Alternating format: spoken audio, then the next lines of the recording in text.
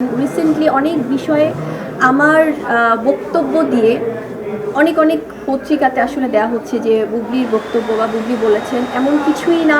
আমার কারোর সাথে অফিসিয়ালি কথা হয়নি, সেটা আমার সিনেমার বিষয় হোক, সেটা আমার ব্যক্তি বিষয় হোক, কারোর সাথে আমার কোনো কথা হয়নি, কেউ আমার সাথে যোগাযোগও করেনি। অনেক সময় অনেকে বলে যে আপু ফোনে পাইনি। একটা জিনিস কি ভাইয়া বা আপুরা যারা আছেন, আমরা হয়তো শুটিংয়ে থাকলে হয়তো ফোন সবসময় রিসিভ করতে পারি না। খুব জরুরি কিছু হলে হয়তো আমরা একটা টেক্সট আশা করি যে আপু এটার ব্যাপারে কোনো মন্তব্য যদি না দেওয়া হয় তার মানে হয়তো আমরা কথা বলতে চাচ্ছি না আপাতত। কিন্তু ভুলভাল যদি দিয়ে দেওয়া হয় যে বুবলি বলেছেন বা ওনার বক্তব্য, এটা খুব দুঃখজনক। তো আমার মনে হয় যে এই যে ইতিমধ্যে অনেকগুলো বক্তব্য গিয়েছে আমার অনেক পত্রিকায়, আমার ব্যক্তি বিষয়, সিনেমা বিষয়, কোনোটাই আমি দেইনি। সো আমার একটা হাম্বল রিকোয়েস্ট থাকবে যে সবাই প্লিজ কথা বলে বা মেসেজ করে আমার বক্তব্যটা নেবেন, তাহলে খুব ভালো লাগবে। কারণ আমরা একই পরিবারের মানুষ, অনেক সময় ব্যস্ততার কারণে আমরা অনেক বিষয় নিয়ে কথা বলতে পারি না। এটা খুবই সত্যি যে আমাকে সব প্রোগ্রামে দেখা যায় না এবং সব অ্যাওয়ার্ড প্রোগ্রামেও দেখা যায় না।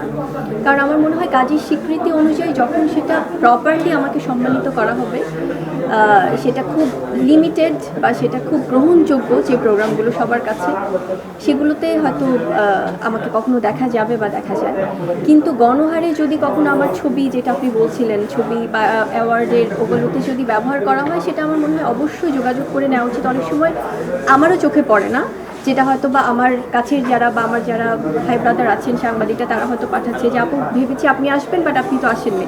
আসলে কোন প্রোগ্রামে? তো বলে যে এই অ্যাওয়ার্ড প্রোগ্রাম। তো এটা একদমই উচিত না। আমার মনে হয় যে সচেতনতার জায়গা থেকে প্রত্যেকেই সব শিল্পীদের সাথে যোগাযোগ করে অ্যাওয়ার্ড প্রোগ্রামগুলোতে ছবি, ভিডিও বা কোনো প্রকার এই ধরনের অ্যাডভার্টাইজমেন্ট আসলে ব্যবহার করা উচিত।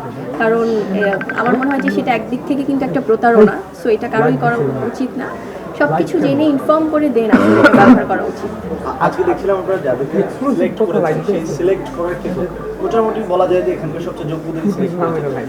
কতটুকু মানে বেগ পোয়াতে হয়েছে যে কাকে রেখে কাকে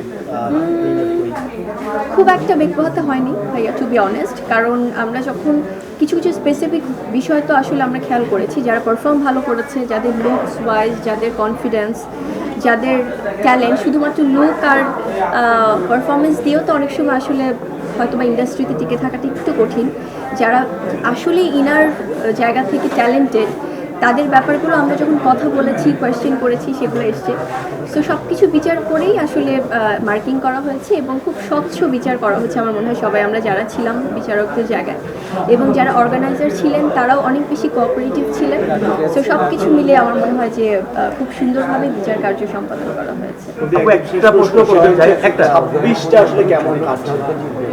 2026 সাল নিয়ে অবশ্যই প্রত্যাশাটা অনেক অনেক বেশি পজিটিভ।